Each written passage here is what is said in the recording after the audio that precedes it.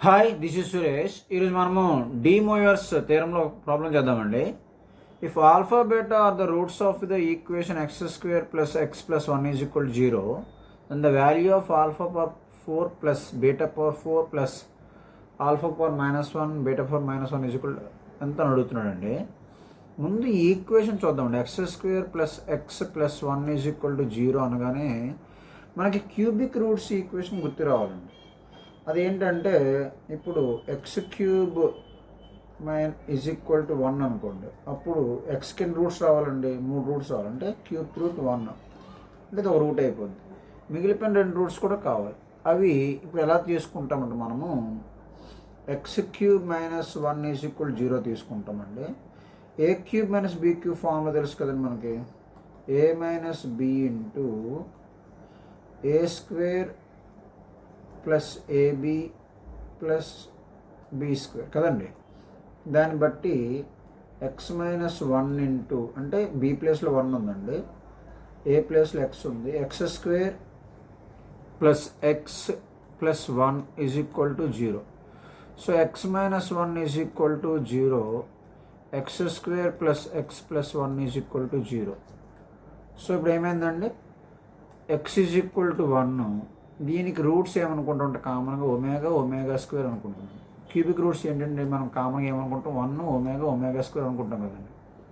ఇక్కడ కండిషన్స్ ఏంటండి, omega cube is equal to 1, అలాగే 1 plus omega square some of roots is equal to 0. ఎందుకంటే అక్కడ మనకి ఎక్స్ క్యూబ్ -1 ప్లేస్లో బీ ప్లేస్లో లేదు కాబట్టి.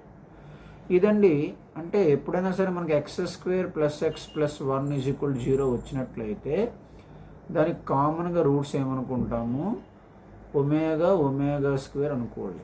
ఓకేనండి. సో ఇప్పుడు మనకి వాడు ఇచ్చింది ఏంటండి, X square plus X plus 1 is equal 0. దీనికి రూట్స్ ఏమి ఇచ్చాడండి, ఆల్ఫా బీటా ఇచ్చాడు. సో కామన్గా alpha is equal to omega అనుకోండి, beta is equal omega square అనుకోండి. మనం చెప్పినట్లు మనకు కనుక్కోవాల్సిన క్వశ్చన్ ఏంటండి, alpha power 4 plus beta power 4 plus alpha power -1 beta power -1 is equal to dash అంటున్నాడు. ఆల్ఫా పవర్ 4 అంటే ఒమేగా పవర్ 4 అని పెట్టుకోండి. బీటా అంటే ఒమేగా స్క్వేర్ కదండి, ఒమేగా స్క్వేర్ హోల్ పవర్ 4 అని పెట్టండి. ఇది ఆల్ఫా బీటా హోల్ పవర్ -1 పెట్టుకోండి. ఇప్పుడు ఏమైందండి, ఒమేగా పవర్ 4ని ఏమని రాద్దామండి, ఒమేగా క్యూబ్ ఇంటూ ఒమేగా అని రాద్దామండి. Omega power square whole power 4 కదండి, దీన్ని ఒమేగా పవర్ 8 అని రాద్దాం. ఆల్ఫా బీటా అంటే మళ్ళీ ఇందా చెప్పినట్లు omega into omega square whole power -1.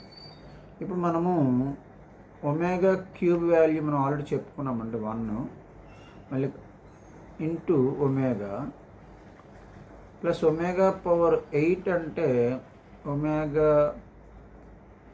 Cube whole square అంటే అక్కడ 6 అయిందండి, ఇంటూ ఒమేగా స్క్వేర్. దీని వాల్యూ ఆల్రెడీ ఒమేగా క్యూబ్ అండి, ఒమేగా స్క్వేర్ ఇంటూ ఒమేగా కాబట్టి omega cube -1 whole power -1. 1 into omega అంటే ఒమేగా అండి, omega cube value 1 into omega square అంటే omega square అని రాసిద్దామండి. ఒమేగా పవర్ 3 హోల్ పవర్ -1 అంటే ఇది 1 పవర్ -1 అండి. ఇప్పుడు ఏమైందండి, ఇది omega plus omega square plus 1 power -1 అంటే 1 అనండి. సో దీని అర్థం ఏంటంటే 1 ప్లస్ ఒమేగా స్క్వేర్. దీనికి కూడా మనం ఫార్ములా చెప్పామండి 0. ఇదండి వాల్యూ, ఇదండి వీడియో. ఇటువంటి వీడియోస్ మన ఛానల్లో టాపిక్ వైజ్ ప్లేలిస్ట్లో ఉన్నాయండి, అవి కూడా చూడండి. Thank you. This is Suresh.